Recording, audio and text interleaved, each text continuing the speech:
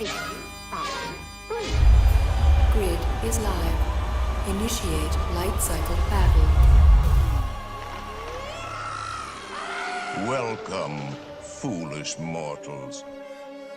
For a safe trip, remain seated, keeping your hands, arms, feet, and legs inside the cabin. Be sure to watch your children, and no smoking, please. Welcome to the Pirates and Princesses podcast. We're a different kind of Disney podcast. We do it our way. We talk about Disney parks, Disney movies, TV, video games. Anything Disney. I'm your host, Tom Pratt. And I'm your other host, Cambria Pratt.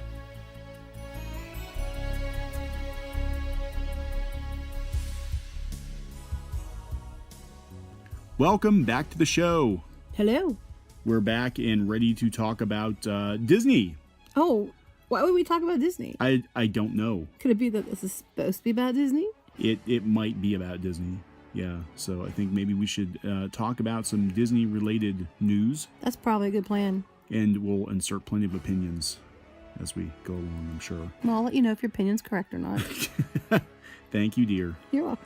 Okay, so what's up first? Okay, so apparently we're going to talk about entertainment. And at Epcot in the Canada Pavilion, we have a new performance group.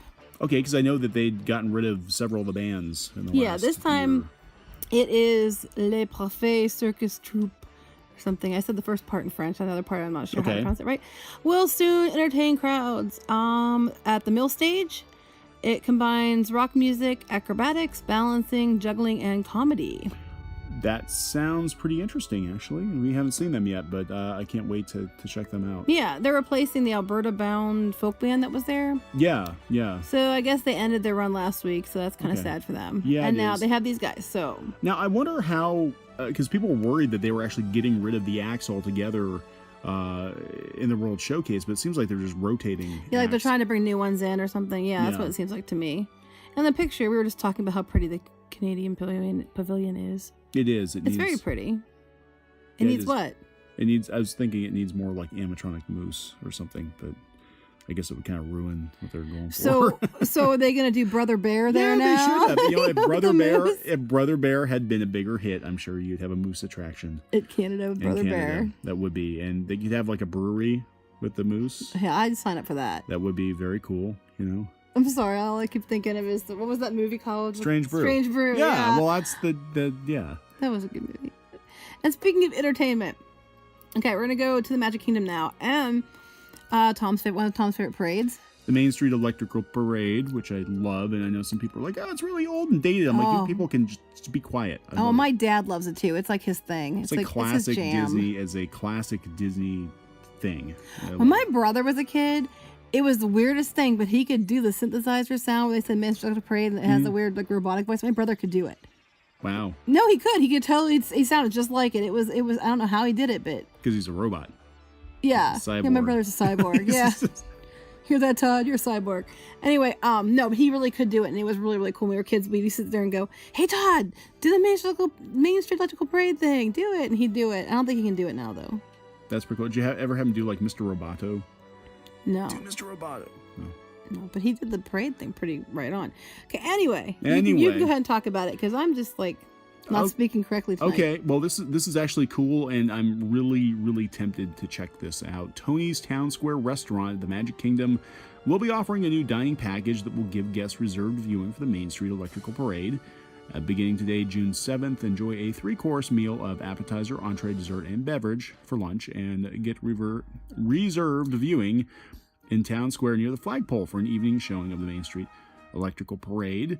The cost is $45 for adults and $17 for children. Tax and gratuity not included. One table service credit on the Disney dining plan can also be used for this package.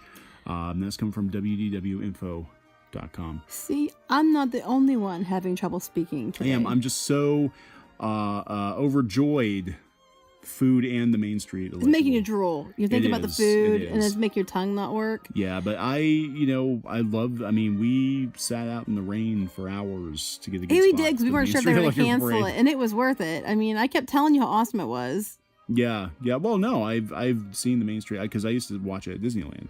Now, are they going to change Elliot is the question. I am worried about that. Are they going to cover him in tinsel and make him furry? No, I don't want a furry Elliot. Keep Elliot the way he is. I can't get past the furry Elliot. I just can't do it. I'm trying. I'm hoping the movie is good. I mean, I try not to, because there's so many reboots and so many reimaginings these days of stuff that we grew up with. Really? I thought it was all original. No, but anymore, I just kind of like, well, I try to judge a movie on its own merits, whether or not it's I usually do too.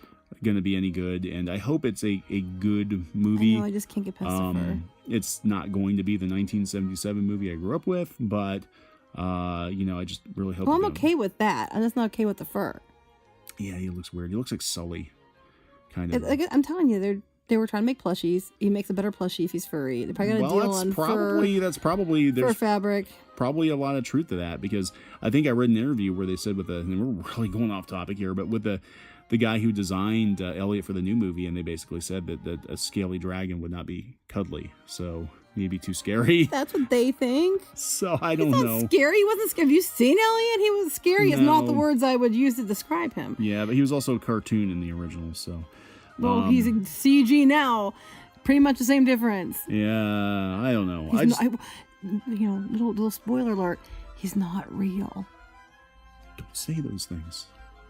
I'm just telling you. Always real to me. He's going to be CG. Every little piece of him is real. He's going to be CG this time. Yeah, it's funny because he always had parts from disappear. Yeah. But yeah, he's going to be CG, Tom. So it's the same as being a cartoon. Well, I just hope they don't change him in the electrical parade. So people were complaining. They've complained about this. I mean, Disney fans complain about everything, but they're complaining. They're like, the electrical parade's really old, and we want Spectrum Magic back or something new. And then if they take it away, they'll be like, we want the Main Street Electrical Parade back.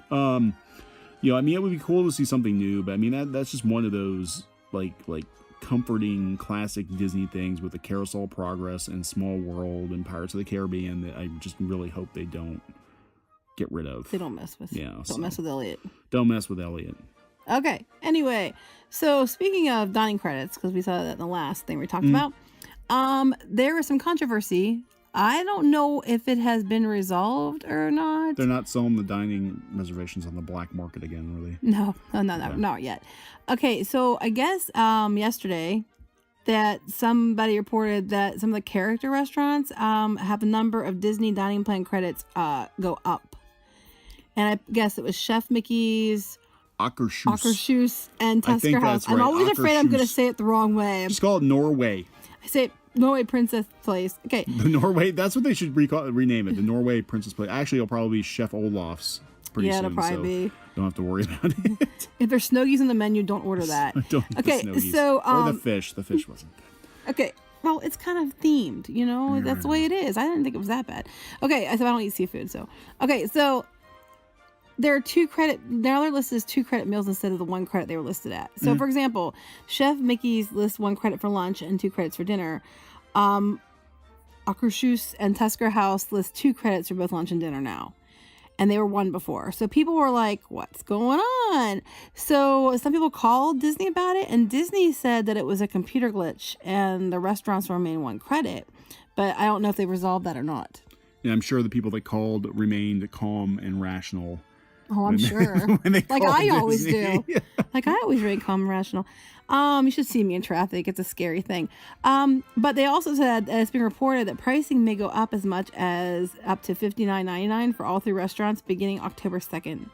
The prices at the Disney restaurants generally change, but depending on the date. But the range appears to be $35 to $60. Well, I know Akershus was always sort of a more economical alternative to the Cinderella castle. I like them both. I like them both. I personally, I liked Akershus better. I did too. I thought you got more interaction with the princesses. They got to parade around. It was more fun, I think. Yeah, the Royal Banquet Hall, I felt like we were being sort of shoved through. Well, not shoved so much as it was. There's so many people up there. It was very busy too. It was busy. We went there with Star Wars weekends. It was very busy. It was crazy busy. And it was sort of like, you done yet? You done yet? You done yet? Get your picture. Okay, out the door next. And Akershus, and it was busy then too, but it actually felt like the kids had more. We're gonna spend some time with you. Yeah, they had more interaction. I really liked it. I really liked it a lot. I would like to do that. I like to do that one again. Yeah, I would do that one again, definitely. Okay, so what do we talk about now? Frozen. No, let's talk about this. This is fun. Star Wars.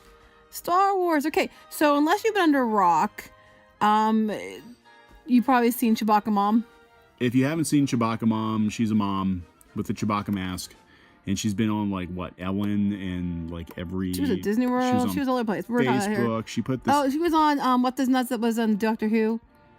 What's His Nuts that was on Doctor Who. That does the car karaoke. He does a late night show. Yeah. My mind went blank. What's his name? Craig, the roommate from... Yeah, my mind went blank. But she was on his show, too, and that was really funny because J.J. Abrams was on there, too. Yeah. And I'm going to, like, look it up later and be like, oh, that's right. I couldn't remember his name was... Oh my gosh, because I don't watch him very often. But you know what I mean. Craig the roommate. I know, Doctor I love Who. him. Yeah, He's awesome. But yeah, so him, whatever his name is. Sorry, dude. The father of Stormageddon. Father of Stormageddon. That's right. Yeah. Okay, so her name's Candace Payne.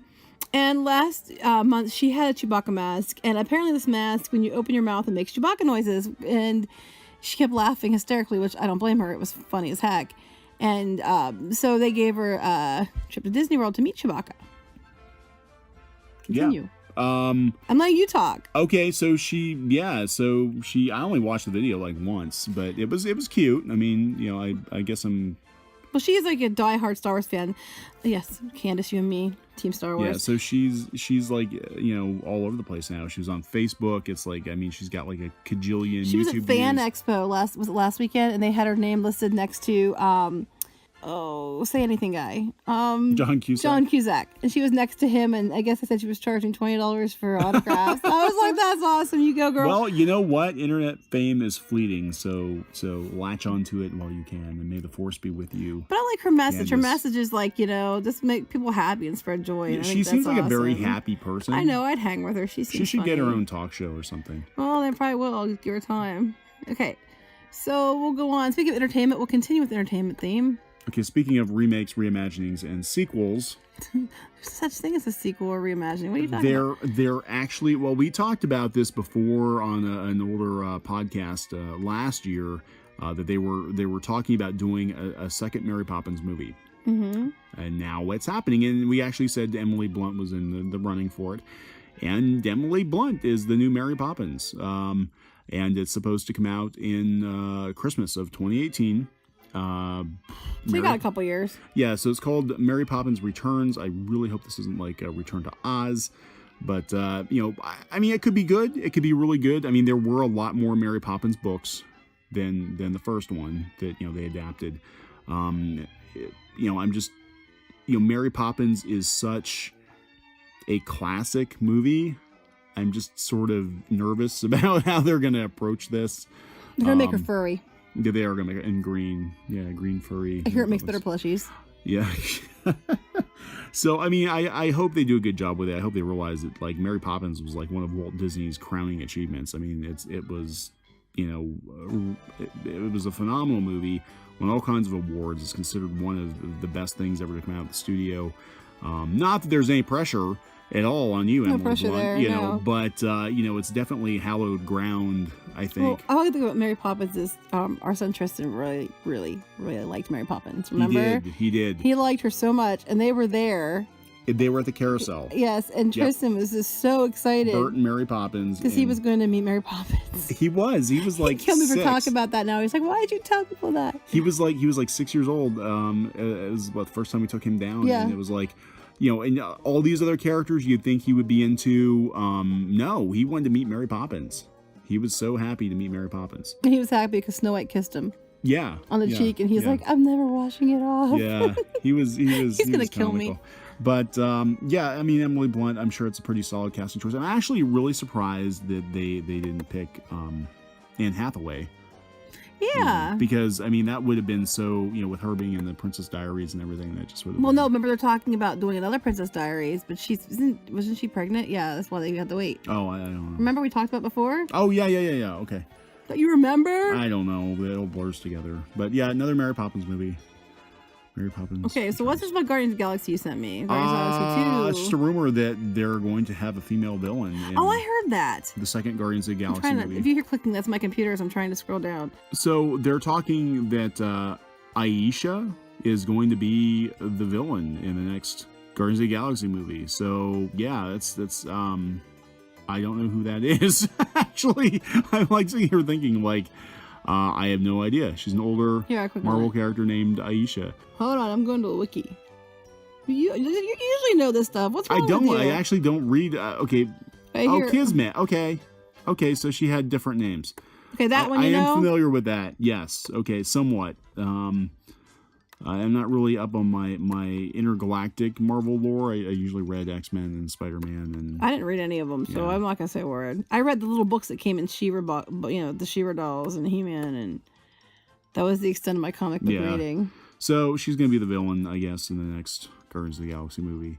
And I'm bummed because David Bowie was supposed to be in this one. Was he really? Yeah. Oh, that's sad, man. That makes me mad. I would love to see that. And I've heard that they're supposed to have Ego, the Living Planet. It's a Marvel character. It's a giant planet with a face on it. What kind of ego? How are you spelling this? Is it EGO? Yeah. Did he have a giant ego? Yeah, he was just he was supposed to be some sort of like elder planet with a face. He was a big talking Well, I know ball. some people have egos the size of planets. Yeah, but he was like a big talking ball, and he's supposed to be in the next one too. So now what they can't do, and this is where it's going to get weird because they're going to be doing all this Infinity War stuff and all the intergalactic stuff, and they're missing the Fantastic Four. Well, no, but some of the cast were complaining. They were saying the other day. What did I read that some of the big cast members they want the X-Men and stuff brought back into it, and the Fantastic Four and stuff. They were saying about it. Yeah, they can get the rights. I mean, I think X-Men are pretty much off the table now because Deadpool they were campaigning to try to get it. Well, Disney's got money. Disney, if they want the X-Men bad enough, Disney could get the X-Men back. But I remember, I can't remember what the article was, but now you mentioned, I remember seeing something about that. I'll have to look it up later. Fantastic Four, I mean... They were trying to get this stuff. They want the X-Men for sure. They should be able to get Fantastic Four back pretty easily because the last movie was terrible. It's on Netflix. I haven't even bothered watching it yet. And nobody's been able to get the Fantastic Four right. I think Marvel Studios Isn't it on Netflix, the new one? Yeah. Oh, we'll have to watch that. We haven't seen that yet.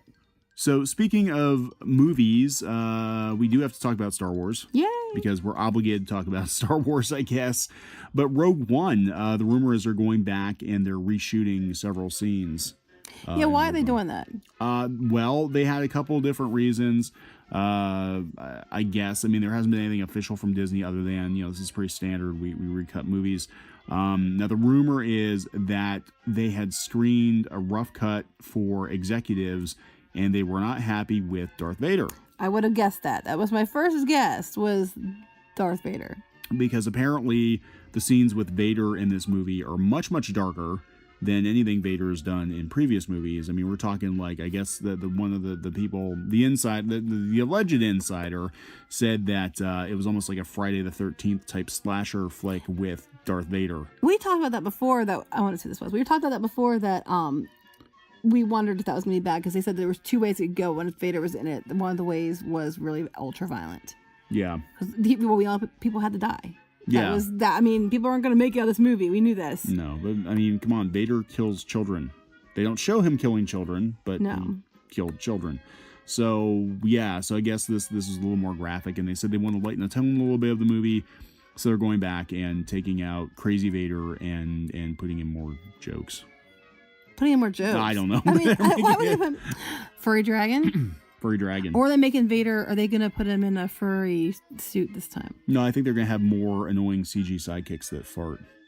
Because that'll let go that way too. Yeah, I mean, geez. So I don't know. I mean, I'm hoping it'll be a good movie. It's the director who did Godzilla, which was awesome. Yeah, Godzilla was good. But it was very dark. Godzilla was very dark. So, I mean, but the Godzilla wasn't as dark as it could have been. No. And Pacific Rim was much worse. That's true. So I don't know. We'll see. I'm sure, I mean, Disney can't really afford to have any Star Wars movies miss the mark at this point. They're not going to. I mean, but it has to be dark because we know that the whole point of this was to get the plans of the Death Star. Yeah. And people got killed. So we know this. But having Vader turn Freddy Krueger is not probably a smart move either. No. So I don't know. We'll see how it is come December. Some other movie news. People are betting that, we'll talk about Zootopia. Zootopia broke like ridiculous records. And I think it deserves every record that it breaks. Zootopia was an awesome movie. I didn't expect it to be that good.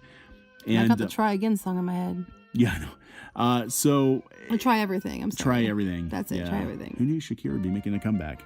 I know, but I like that song, and it's stuck in my head now. So anyway, it's the second highest grossing original movie of all time. Yeah. Well, not adjusted for inflation, but... No, if you adjust it for inflation, though, it's still in like the top 10. I think. Yeah, it's still in the top 10, though. I mean, the only movies that have actually beaten it adjusted for inflation would be like Avatar, E.T., the original Star Wars. I mean, so it's in pretty good company. If you haven't seen it, go watch it. It's really good. It is good, and I'm shocked because I remember when I saw the trailer for it, I'm like, oh no, Disney's run out of ideas. They're going back to furry animal movies. I know. Again. I was too. I was like, what? Because, you know, in the 70s and early 80s, it was like, oh, that's another furry animal movie. And I was like, oh no, here we go. You know, it's like it had to come crashing down at some point, and the movie was actually really freaking good. It was good. So, I liked it. I'm happy to be proven wrong. Well, you're proven wrong often. Yeah, sometimes. So anyway, but they're banking on Finding Dory, which would not count even if it broke Zootopia's record because it is a sequel. But they're betting that it'll actually beat Zootopia this year because there's a lot of excitement about another Finding Nemo movie. Yeah, a lot of people are excited about the Finding Dory. Yeah, so. Is that what this is about then? Yep, so I hope they find Dory. And Dory I hope finds they money. find Dory too, or otherwise that's going to be kind of sad. It's better than the third movie in the series, Flushing Dory. We don't want Flushing Dory, so yeah. No, so let's hope they find her, don't flush her. So. We're going to find her, not flush her. Okay, so this one you sent me is about why Disney built a resort in Shanghai, and this is what I would have guessed actually. So you go ahead and talk about what they did. Well, my understanding, this is on thestraighttimes.com. Yeah, this is sort of the business. Straits Times. The Straits Times. The business decision behind Shanghai, I believe, came down to Disney being able to protect its intellectual property because a few years ago, and it was all over the internet, there was the bootleg. There was a couple parks. Couple bootleg Disney parks. And so Disney had to kind of hurry up and stake a claim, I think, on mainland China just to, you know, protect itself from all the bootleggers. That's what they're saying. Wait, there's bootleg stuff from China? I don't know, imagine that, right? They said, oh, well, there's a list here. Oh, pirated DVDs, fake merchandise. Yeah. T-shirts. This is actually one of my favorite toys. scenes in Zootopia was when they had all the bootleg DVDs and there were movies that weren't even out yet. That there were was movies funny. that they were working on, like Gigantic and Frozen 2. And that was hilarious. No, that was good. So basically, they said that in anticipation of the opening, which is supposed to be June 17th, 16th, something like that. 16th is the official opening. They've already had a preview. Yeah, and because of it, the State Administration for Industry and Commerce deployed emergency teams to stamp out counterfeit goods, both online and on the streets. And they established a 7.8 square kilometer protection zone surrounding the Shanghai resort. To date, 5 knockoff hotels in the city have been fined for trademark infringement. And it said other cities have filed suit. Let me see. I'm going to scroll down here to see what else it says. It says another place confiscated a large batch of children's clothing featuring Disney cartoons. And Beijing set up a hotline where you can report it. Where you can report when you see people, you know, having infringing products. It's the Mickey Snitch line. Well, they said that, yeah. They said that Disney is like hugely popular. Anything Disney is hugely popular in China. Yeah. They said that the tickets were sold out, which we knew. And they're expected to draw from the approximately 330 million people living within a 3-hour drive. Oh, wow. Or train ride. Wow, that's a lot of people. Okay, that's a lot of people in one area. Yeah, so, I mean, it makes total sense. It's like if there's that much of a demand for Disney in China, and it's, you know, to build a park there because if you don't, somebody else is going to. Well, apparently they did. A couple places tried, so yeah. So that's one of the reasons they built the park was to stop the counterfeiters, and which we actually talked about it before on our own, and we kind of figured that's what it was, and then this confirmed it because that's what my first thing was. Why would they do it? Because they were getting knockoffs like crazy, and if you're there, you can fight it. Yep. So then there was I forget what it was exactly. I'll have to look, but apparently one of the people behind. I think he might have been behind the knockoff parks was more or less taking a jab at Disney, like he was going to make sure that, you know, it's like, oh, you think you're going to come into China and take over, I'm going to show you, and it's great because they have all these places cracking down on it, so he's showing them good. So I forget the details of the story, but there was maybe he wants to show Disney he can make an Elliot and make it furry. Oh wait, they're already doing that. Never mind. Okay, and the last thing we're going to talk about, I think it's the last thing. There are some new Dooney and Burke bags coming, and I'm very excited about these. And they're coming this summer, I think July sometime, but it's a new Small World print, a Beauty and the Beast print, and a 75th anniversary of Dumbo print. And they're really cool. I actually wasn't sure about it, but when I saw the Small World one and on the video, because there's a video of it, I was, that's definitely for me. And they're also doing magic bands too. So let me scroll down here and tell you. We need to, do a podcast just about Disney purses. Yeah, they want to send me some so I can collecting friends. So I can talk about the bags. I will gladly do that. If you want to send me some free bags, I will take them. Purses are definitely a thing. Well, I have a lot. Disney purses. I don't know where I'd put any more. I like the Beauty and the Beast one. That's cool. It is nice. I like it too. Potts and Cogsworth, and the prints are very nice, very colorful. Well, here's what I found out. They said that the different types of bags are going to be as follows. Small World. It has a shopper's tote, and it's $268. A pouchette is $158. A wallet is $158, and a wristlet is $98. Beauty and the Beast is going to have a shopper tote for $248. Well, that's interesting. It's less than the Small World. A large letter carrier for $198, and a wristlet for $98. And the 75th anniversary Dumbo, well, it has a really cool hang tag too on some of the items. It's cool. It's going to have a tote for $268, a letter carrier for $178, and a wristlet for $98. It's interesting though, because the Beauty and the Beast they have a large letter carrier. I'm like, why is one $198, one $78? But I don't know. But they have letter carriers. And then they're having these magic bands that are going to have the Dooney and Burke prints on them. So they have they're limited edition to 1,500 pieces, and they have a couple of different styles with a slider on them. And they're going to have those that you can buy. And I think they're, I want to say $48. But my only thing about that is keep in mind that the batteries in the magic bands only last a couple years. So, if you want to pay $48 for that for a couple years, go ahead. Yeah, I wonder if there's any way to replace the battery. Probably not. I don't think so. Because it was never meant to be, they were never really meant to be kept. It was just something they used at the park. And well, yeah, I mean, they're only good, like I said, the battery's only good for a couple of years and then they die. But that's cool, and I'm really, really wanting to get one of the Small World ones. They're really cool. I like them. Hint taken. Yes, I like those. I really, really want that. I wish they would do something with Haunted Mansion with Vera or Harvey, because I know the prices aren't as high, so that'd be nice. But Vera they and haven't Harvey so far. being other purse manufacturers for those. Oh yeah. If those who don't know not what your I'm talking friends, about. Vera and Harvey. I wish Vera and Harvey would just do Haunted Mansion stuff already. Vera, Harvey, and Dooney.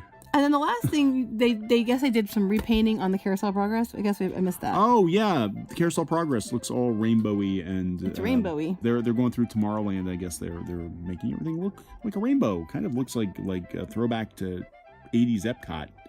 No, that's cool. Yeah, so that's kind of cool. I like the gears on it though. And was the gears last time we went? They had the gears painted on it. Was that what was on it? Yeah, the gears, and now it's rainbow. Yeah, that's kind of cool. It does look 80s Epcot. Yeah, so it's cool. They really need to change that last scene though.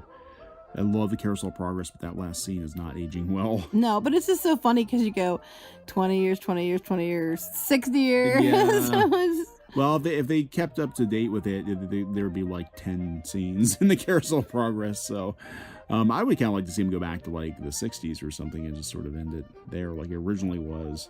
And, I don't know. But yeah, I think we're going to wrap up this episode of the show. And it's like you can wrap up a Dooney bag. Yes. And give it to me. Have it gift wrapped. So subscribe to our podcast on iTunes. Subscribe on Stitcher. Please leave some reviews and comments on iTunes. That'd be helpful. iTunes, please do that. People don't seem to do that as much as they used to, the reviews. They definitely help us. They help us with the iTunes ranking. So if you like our podcast, just, please log into your iTunes account and give us... I'm giving you beggy eyes, but you can't see that because, it's only audio. She's making puppy dog eyes. Like, please. Yeah, so please, give us a good review if you like the podcast. We'd really appreciate it. That would help us out. And some other ways to help us out. We just started a Patreon campaign on, if you go to our website at piratesandprincesses.net, there's a button there for support, and you can find out how to help the show. Mm-hmm. So, yes, thank you so much for listening. Yeah, we'll see you later. We will talk to you later. Bye. Bye.